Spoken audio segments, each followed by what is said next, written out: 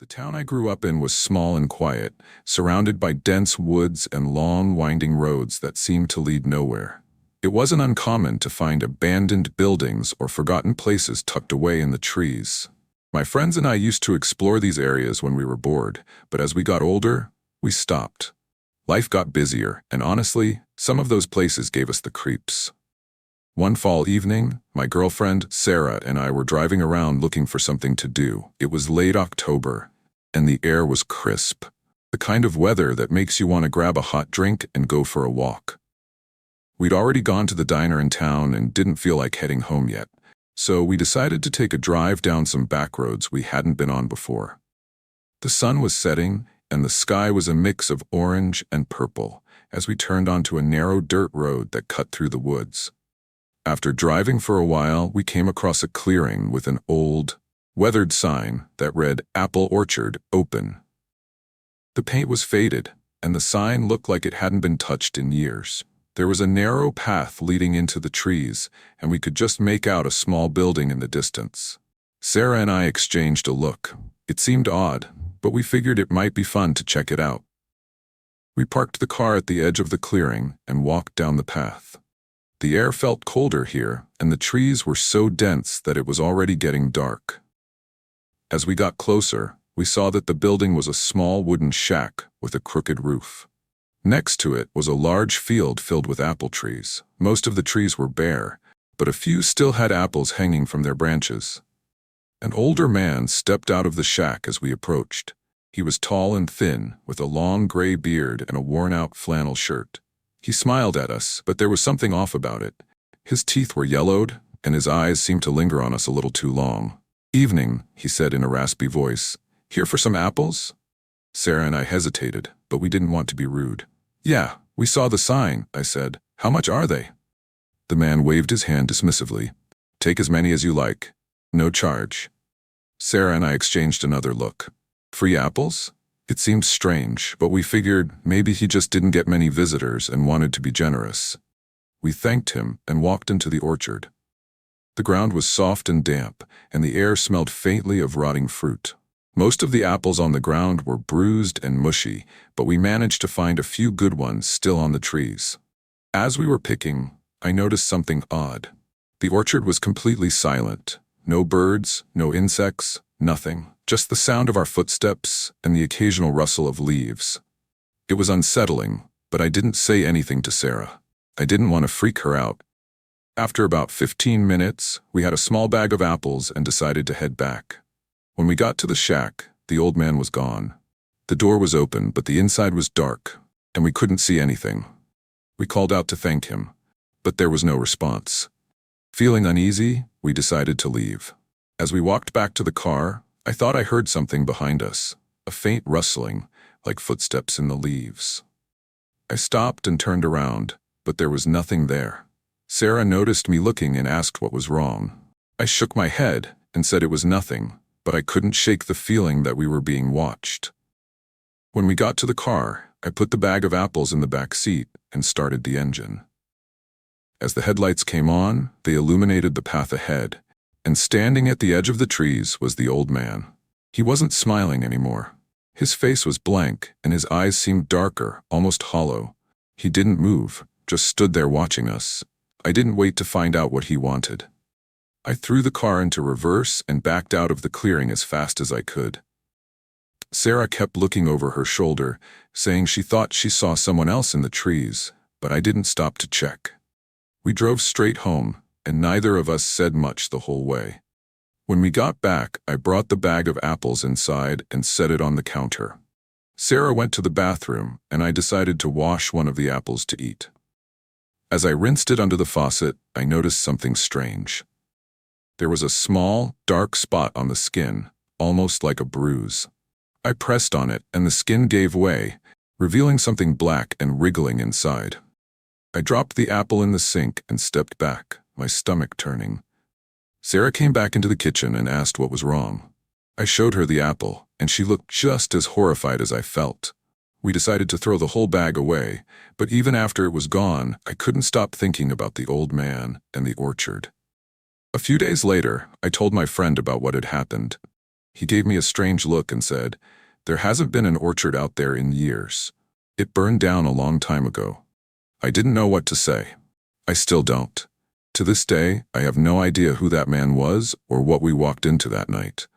All I know is that I'll never go back. It was a cold November evening when my friend Jake texted me, asking if I wanted to come over to hang out. It was a Friday night, and I didn't have any plans, so I figured why not.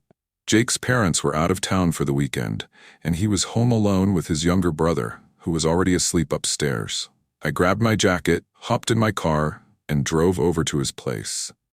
When I got there, we spent the first couple of hours playing video games in his living room, talking about school, sports, and random stuff. Around 10 p.m., Jake suggested we go for a late-night drive to grab some snacks. I wasn't really in the mood to go out, but he insisted, so I agreed. We hopped in his car and drove to a nearby gas station. The streets were eerily quiet, and the cold air made everything feel a little unsettling, but I brushed it off. At the gas station, we grabbed some chips and drinks, and as we were paying, I noticed a man standing outside near the entrance. He was tall, wearing a dark hoodie, and just staring. He wasn't doing anything, just standing there, watching us through the glass doors.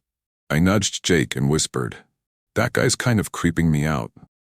Jake glanced over and shrugged it off, saying, "He's probably just waiting for someone." I tried to ignore it, but I couldn't shake the uneasy feeling. We left the gas station and got back in the car. As we pulled out of the parking lot, I glanced in the side mirror and saw the man walking in the same direction we were driving. I told Jake, and he laughed, saying, "Relax, it's just a coincidence."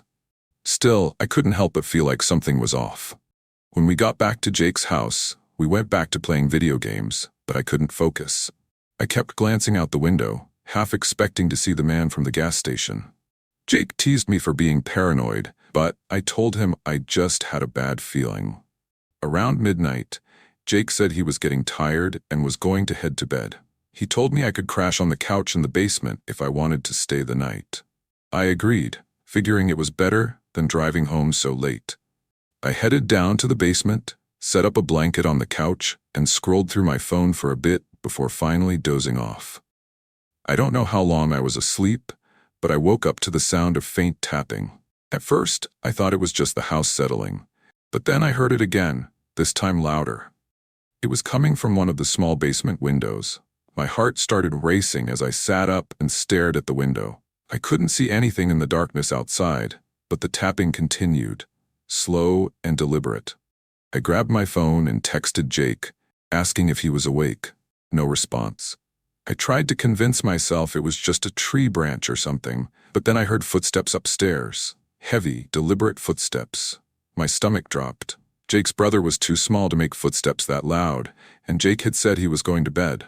I froze, listening as the footsteps moved across the floor above me. I texted Jake again, this time saying, "Someone's in the house."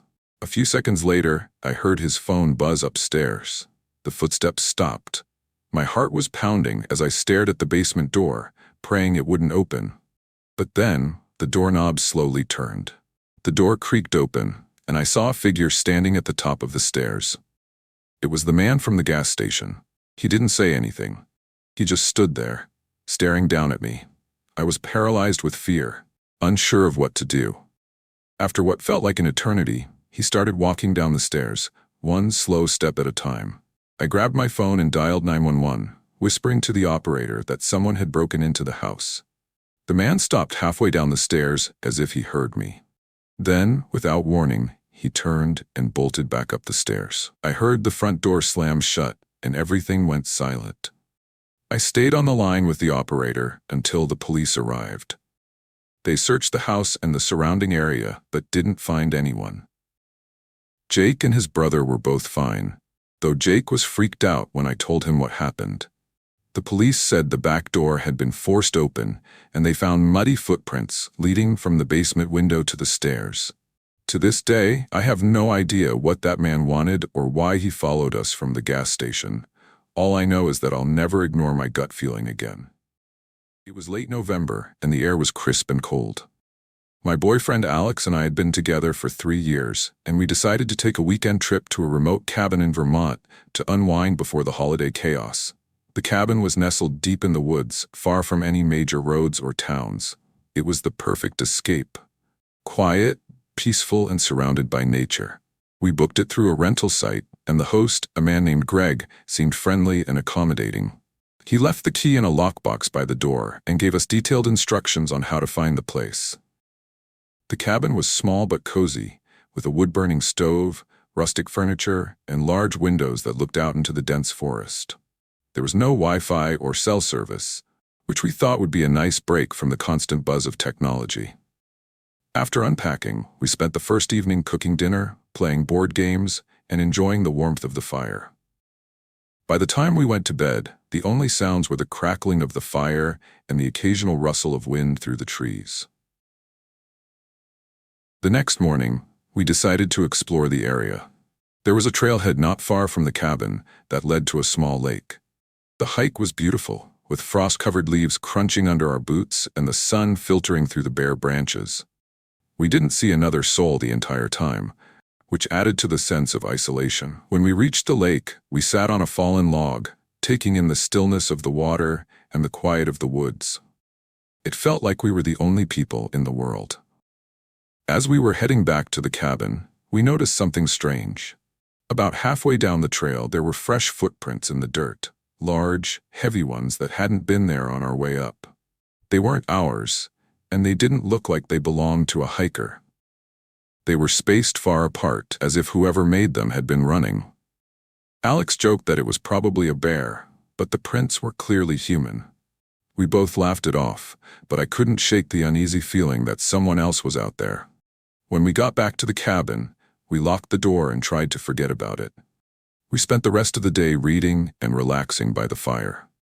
As the sun set, the woods outside grew darker and darker, until the only light came from the moon and the faint glow of the cabin windows. We made dinner and settled in to watch a movie on Alex's laptop. The uneasiness from earlier had mostly faded, and I was starting to feel relaxed again. That's when we heard it. A loud knock at the door. It was so sudden and unexpected that I jumped, spilling my drink. Alex paused the movie, and we both stared at the door. There was no reason for anyone to be out here. The nearest neighbor was miles away, and we hadn't seen a single person since we arrived. Alex whispered that it was probably Greg, the host, but I could tell he didn't believe it. The knock came again, louder this time. Alex got up and looked through the peephole, but he didn't say anything. I asked him what he saw, and he just shook his head and backed away from the door.